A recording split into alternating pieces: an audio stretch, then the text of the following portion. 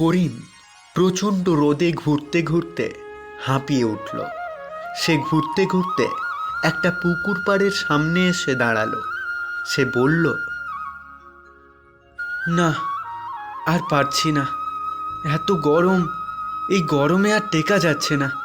যাই, এই পুকুর পাড়ে গিয়ে একটু হাত মুখটা ধুয়ে নিই, আর একটু জলও খেয়ে নিই। করিম পুকুরে নেমে হাত মুখ ধুয়ে নিল আর একটু জল খেয়ে নিল। জল খাওয়ার পর সে ওপরে উঠতেই হঠাৎ একটা বড় আম গাছ তার চোখে পড়ল। আম গাছের নিচে অনেকগুলো বড় সাইজের পাথর। সে বলল, বাহ, এই আম গাছটা তো বেশ সুন্দর, আর কি সুন্দর আম, কয়েকটা পেকে একদম হলুদ হয়ে আছে। ইস, যদি একটা আম খেতে পারতাম। করিম মনে মনে এই ইচ্ছে করতেই টুপ করে একটা আম তার সামনে এসে পড়ল। করিম আমটা কুড়িয়ে হাতে নিয়ে বলল, আরে, এ তো দেখছি মেঘ না চাইতেই জল, বাতাস নেই, কিছু নেই, অথচ আম পড়ে গেল আমার সামনে। যাই হোক, আমটা একটু খেয়ে দেখি কেমন খেতে। বলেই করিম তাড়াতাড়ি করে আমটা খেয়ে নিল। এত মিষ্টি আম, বাহ, একদম আত্মাটা জুড়িয়ে গেল। এর আগে এত মিষ্টি, এত সুস্বাদু আম আমি আর কোনোদিন খাইনি। কি সুন্দর আম, ইস, যদি আর একটা খেতে পারতাম। বলতে না বলতেই টুপ করে আর একটা আম তার সামনে এসে পড়ে গেল, আর করিম ওই আমটাও কুড়িয়ে নিয়ে খেয়ে ফেলল। যাক, বেশ মজা করে আম দুটো খেলাম, খুব ক্লান্ত লাগছে, একটু জিরিয়ে নিই এই গাছটার নিচে বসে। বলেই করিম গাছের নিচে বসে পড়ল, আর ক্লান্তিতে মুহূর্তের মধ্যেই তার চোখ দুটো বন্ধ হয়ে গেল। ঘুমের মধ্যে সে আর কিছু বলতে পারল না। তার ঘুম ভাঙার পর সে দেখল তার হাত পা গাছের লতা পাতা দিয়ে বাঁধা। আরে, এগুলো কি? আরে, এই লতাগুলো কোন জায়গা থেকে এলো আমার শরীরের ওপর? বলেই করিম নিজের শরীর থেকে লতা পাতাগুলো ছাড়িয়ে নেওয়ার জন্য চেষ্টা করল, কিন্তু পারল না। সে যতই ছাড়িয়ে নিতে চাচ্ছে লতা পাতাগুলো, ততই তার শরীরে আরও শক্তপোক্তভাবে আঁকড়ে ধরছে। হঠাৎ গাছটা বলে উঠল, যতই চেষ্টা করো না কেন, তুমি এগুলো ছাড়াতে পারবে না। অনেক দিন পরে আমি একটা মানুষ পেলাম আমার গাছের নিচে, তোমাকে আমি এত সহজে ছাড়বো না। আরে, কে তুমি? কে কথা বলে? তুমি যে গাছের নিচে বসে আছো, আমি সেই গাছ, তোমাকে আঁকড়ে ধরেছি।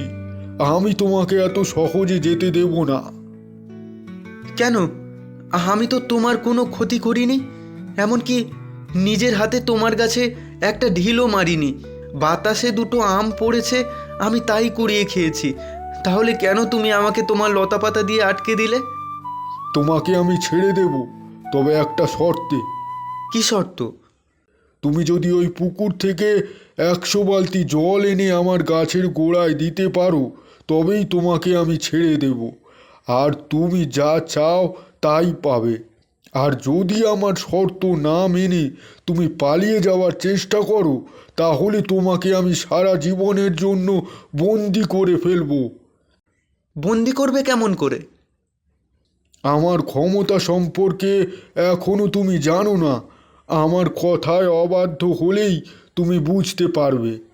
ঠিক আছে, তুমি যা বলবে আর যেভাবে বলবে আমি সেভাবেই তোমার সমস্ত কথা শুনবো, কিন্তু আমার একার পক্ষে তো 100 বালতি জল আনা সম্ভব না। তুমি আমাকে কিছু বালতি জল কমিয়ে দিতে বলো। না, যত বালতি বলেছি ততই দিতে হবে, কম হলে তোমার ক্ষতি হবে। এই বলে গাছটা করিমকে ছেড়ে দিল। এরপর করিম বালতি নিয়ে পুকুর থেকে একের পর এক জল দিতেই থাকলো। এক সময় সে খুব ক্লান্ত হয়ে পড়ল, আর এক সময় সে মাটিতে পড়ে গেল।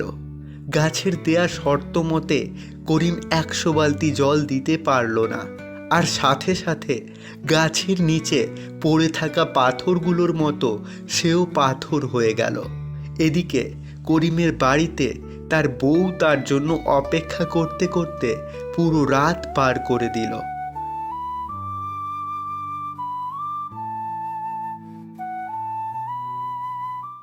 মানুষটা সেই সকালবেলা বাড়ি থেকে বের হয়েছে, এখনো আসলো না। সারা রাত পার হয়ে সকাল হয়ে গেল। না, আর ঘরে বসে থাকা যাচ্ছে না, যাই গিয়ে একটু খুঁজে দেখি। বলেই করিমের বউ ঘর থেকে বের হয়ে করিমকে খুঁজতে লাগলো। হাঁটতে হাঁটতে সেও সেই আম গাছের নিচে চলে এলো। ওগো, কোথায় চলে গেলে তুমি? আশেপাশে তো কেউ নেই, কোথায় খুঁজবো বলো দেখি তোমাকে? বুঝতেই পারছি না বাবা। হঠাৎ করিমের বউয়ের চোখে পড়ল আম গাছের গোড়াটা একদম শুকিয়ে আছে। আহারে, আম গাছের গোড়ায় একদম জল নেই। কি সুন্দর গাছটা, আর কত সুন্দর ফল হয়েছে গো। যাই, আমি বরং এক বালতি জল নিয়ে গাছের গোড়ায় একটু জল দিয়ে যাই। করিমের বউ গাছের নিচে পড়ে থাকা বালতিটা নিয়ে এক বালতি জল পুকুর থেকে তুলে এনে গাছের গোড়ায় দিয়ে দিল। তারপর সে বাড়ি চলে গেল।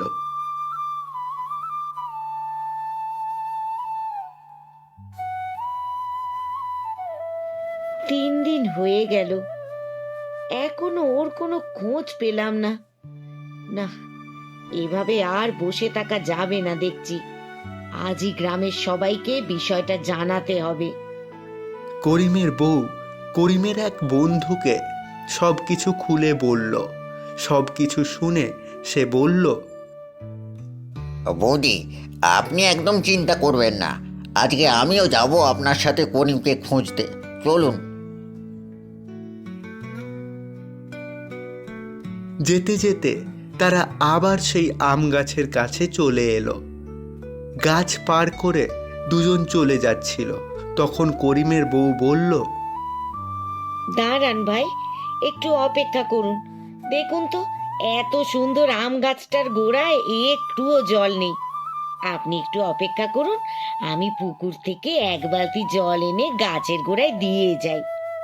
বলেই করিমের বউ এক বালতি জল এনে গাছের গোড়ায় দিয়ে দিল। আর সাথে সাথেই গাছের গোড়ায় থাকা পাথরগুলো মানুষ হয়ে গেল।